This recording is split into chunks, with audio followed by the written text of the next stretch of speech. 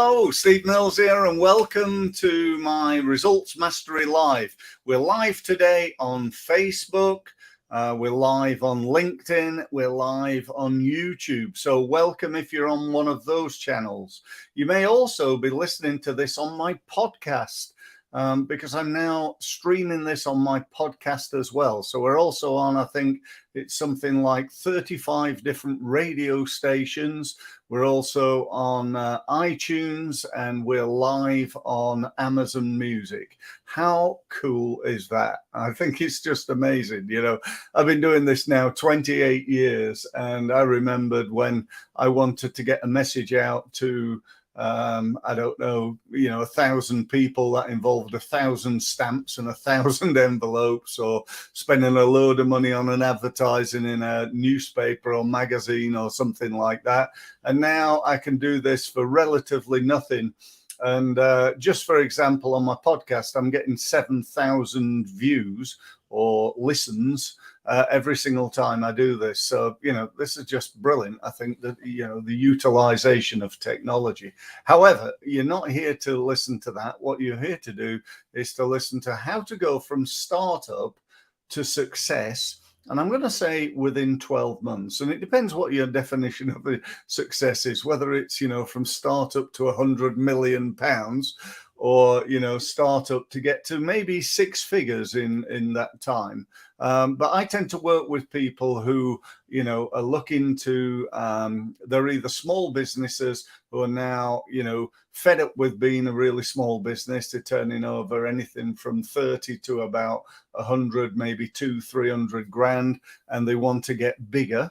Or they're also, bigger businesses, maybe $1 million or $2 million, that sort of level, and they want to get to the next level. Or in fact, they're startup businesses who are just getting started. And do you know what? Success is defined by perhaps getting to six figures within 12 months. So that's what I want to talk to you about. Just before I do, if I may, I'm going to just see if I can just share my screen for a second, because I want to show you something that would be of value to you. If you're a startup business or established, it doesn't really matter, but it's certainly something that would be of value to you. So let me just, where are we? Share screen there. And I want to show you, hang on, just bear with me. Bear with, caller. I haven't actually opened it up, which is not the best thing to do. So let me just open it up there. There it is. Okay. Just bear with me.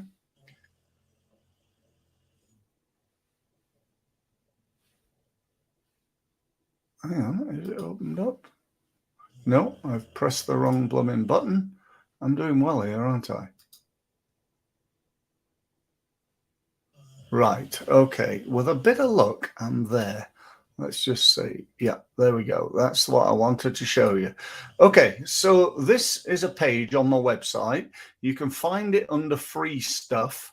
If you go to free report and then down to Powerbase report, basically this is a really useful report that I've written, certainly for small businesses, but would also be useful to literally anyone. So you can go here and download this report. And if you get any problems with that, just get in touch with me, drop me an email, and I'll send you the report by email. So that's it, really. That's all I wanted to say. So I'm going to stop sharing and come back to there. Yeah, so just email me. It's steve@steve-mills.com, and I'll send you a copy of that report. So let's get on with what we're talking about. How to go from startup to success. Now, again, it depends what is your vision of success. And I'd suggest the first thing you do is probably to define that. If we're going to go from here to there, we need to know where there is. And it's often the ingredient that's missing from lots and lots of businesses. They say, well, I want to be more successful. I go, well, how much and by when? And, what's success look like? Is that an extra 20 quid or an extra 20 grand or an extra 20 million? Because you might need a different strategy for those three things. So dependent on where you are, depends on, if you're a startup and you want to get to be successful, then my number one piece of advice would be to write that down. Write that down. Make it practical. Make it large. Don't again, this is just my take on it. Don't be, oh, well, let's be realistic. No, let's be optimistic. Let's say, right, okay, if you're thinking, well, if I got to 100 grand, that'd be pretty good, then why don't we aim for 150 and see if we can push ourselves to do more? Because one thing I can tell you is small goals produce small actions. Large goals produce lots of action, large actions. Yeah. So let's push ourselves to do as well as we possibly could. And do you know what? If we only get to 120 grand, wouldn't it be terrible? We've still done better than we were aiming to do if we were aiming to get to 100 grand. So let's push ourselves. So that said, once we know where we want to be within 12 months, the next thing to do is to think about how we're going to get there. And the truth of the matter there is, let me just say something before I talk about that, actually. The truth of the matter is that when people go into business, they often go into business because they're of a high level of expertise operationally. Let me explain.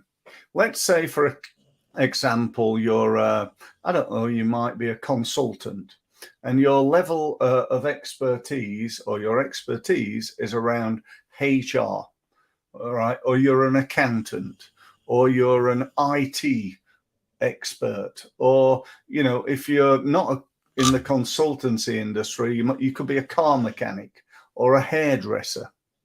Now, the problem with having a high level of operational expertise is that that's not all you need to be successful. And bear in mind that 80% of businesses that start this year will go bust within 5. And by the way, that's in normal times. Right now, as we all know, it's tough. So, if you don't want to be one of those casualties, then please stay tuned, because I know what I'm talking about here. So what's the key to it then? How can you avoid being in that 80%? Well, you've got you're good at what you do.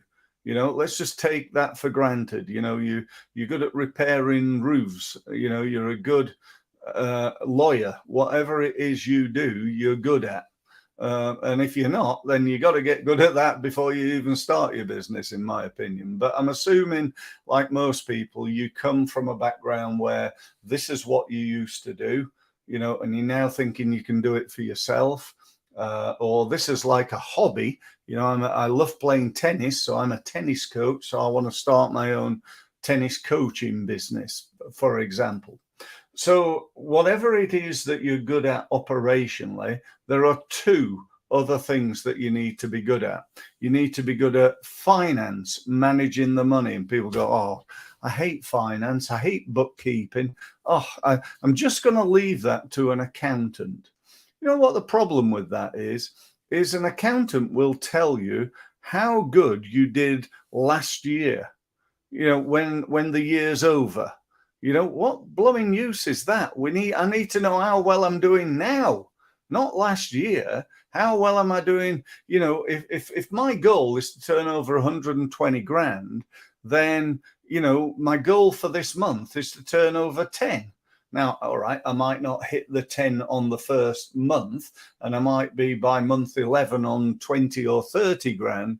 But, if we just divided it up, or even said, right, 5 grand this month, 7.5 next, 10 the month after, and then growing from there as we go. But at least on month 1. And actually, if you divide that down and said, right, okay, so I need to create X amount of business per day, we can even look at it in the a little bit under that microscope. But whatever it is for you, make sure that you know what you need to try to achieve each day.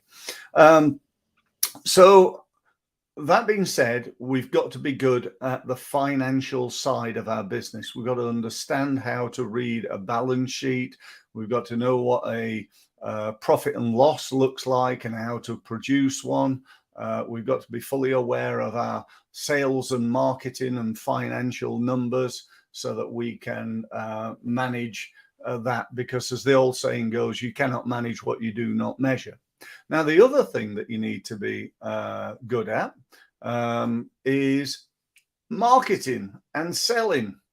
You know, if you've never done any sales training, when would now be a good time to do that? You know, you need it right now, not in a year's time when you're going, oh, shoot, I've not done very well at this. What about marketing? You know, you cannot, and I'll repeat, you cannot be in a situation where you're saying, I don't like technology, I don't like email marketing, search engine optimization, I've heard of it, but I've no idea how to do it. LinkedIn, oh yeah, I'm on there, but I don't really do very much. Not doing very much creates what? It doesn't create not much, it creates nothing. It's like joining the gym and going down there once every couple of months. You might as well save your money. It ain't going to do you any good, really. It's what you do consistently. You know, if you want to get good at sport, you got to do it consistently every day. If you want to get good at business and you want to have a successful business, you've got to do marketing consistently. That's really important. Having said that, so, let me take a step back. So we've got these three departments.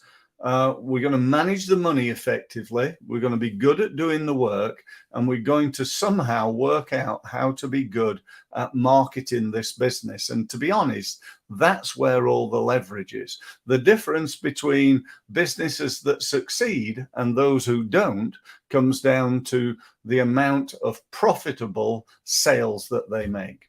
That's it.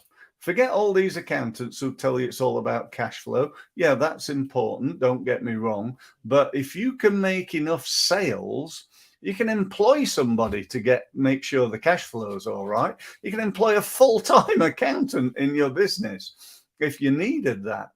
You with me? The key to your success is being good at selling and marketing, period. That is it.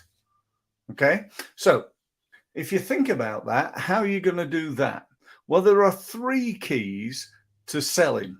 Firstly, number one is getting more customers. Now, if you haven't got any customers because you're starting off, that's where this report comes in. Yeah, the Power Base report. Okay, so go and download that. I'm not going to sort of talk about this. I've only got a few minutes left. So go and download this report or email me at steve@steve-mills.com and I'll send you a copy of the report. Okay. So once you've started that off, what I want you to think about is, and you've implemented some of the Power Base ideas, what I recommend you start to think about is these three keys to growing your business. One, increasing the number of customers. As I've said, if today is day one, you got no customers, you got to work on that. And there are a myriad of things you can do. There's some good stuff in the report, and I'd strongly recommend you do that. I'd also recommend that you test each and every element of your marketing. Don't just go in and start spending a load of money on stuff that may or may not work. You know, my background's, I'm from Yorkshire. We don't like wasting money in Yorkshire, and I don't want you to waste money. So look at things from you're going to measure each and everything you do. You're going to test some things. You've got to invest some time and some money in things to see if you can get them to work. And then once you've got proof of concept, you can do more and more and more of it. Now, when you get to let's say the second level, and the second level is where you've already got some customers. You know, you've maybe made a start, you maybe a few months in, you got a few customers there.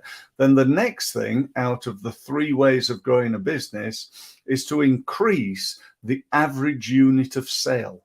That's the average amount of money each customer spends each time they buy from you. And again, there are loads of ways of doing that. You could increase price, you could bundle something together, you could offer them a larger unit of sale, and so on and so forth. The third way is to increase the frequency of repurchase, so that instead of having a one-off sale, you sell on an ongoing basis. So let's say, for example, I get somebody to come and repair the roof on my house, and he comes in and, you know, it's quite a serious repair, cost me 500 quid. The guy goes away and I don't see him again until I need my roof repairing, right? Which might be in a year, 2 years, 5 years, 10 years, by which time I might have forgotten all about who he was and what he did. So what does he do? He comes to me, he does the roof and says, look, that's going to be £500. However, what we offer is a monthly review of your roof. We'll come along and make sure that it's okay. Or perhaps that's an annual one, and that's going to cost you X. Okay, so he's guaranteeing that work. It's like, you know, you go to a hairdresser's. I always remember going to this hairdresser, and, you know, he said at the end of it, he said to me, do you know what, with your hair type, the chances are, and you want to keep it nice and short like that, the chances are you're going to need it cut again in about 6 weeks. What I'd like to do is just book you in the diary, perhaps same time in 6 weeks' time. I'll send you a text message the day before just to remind you. Would that be okay? And I went, yeah. Absolutely. Now, what I tend to do is my hair grows quite long, well, for me, and then I think about booking it in. So, you know, what he did there was really, really clever, I thought. So definitely something to think about. Now, let's just come back to summarize this. So we've got the 3 ways of growing a business. All these ways you need to use. If you're starting up day one, you got to get some customers. Once you've got customers, the most difficult thing to do is to get new customers. It is easier, it is cheaper, it is more cost effective to do steps 2 and 3, sell them more, get them to come back more often. It's a little bit like a supermarket, you know. When you're in a supermarket, you got to get people into the door to become customers. You got to get them to fill their basket more, or to fill it with more expensive products and services, and you got to get them to come back and buy from your supermarket rather than other supermarkets at the same time. Where they do all these loyalty schemes and things like that. So that's about it for today. I hope that was of value. One other thing that you definitely 100% need to do is you need to sign up. When you go to my website, you need to sign up to something I call my Results Mastery University. You'll see it on the banner at the top. It says University. Click on that.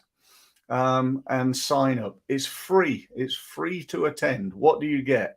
You get a place to share ideas with other members and myself. So it's like a community. You get a list of all the different events that I'm running, most of which are free. And you also get some free training. So it's limited at the moment. It's fairly new, but I'm adding to it all the time. So you get that as well. And also you get access to all the other members, so you can share and network and find out what they do and tell them what you do, and so on and so forth. So get yourself signed up. Honestly, it's really good, assuming you use it. So that's it. Thank you very much for listening. Don't forget, every day, 12:30, and I look forward to speaking to you soon. Thank you.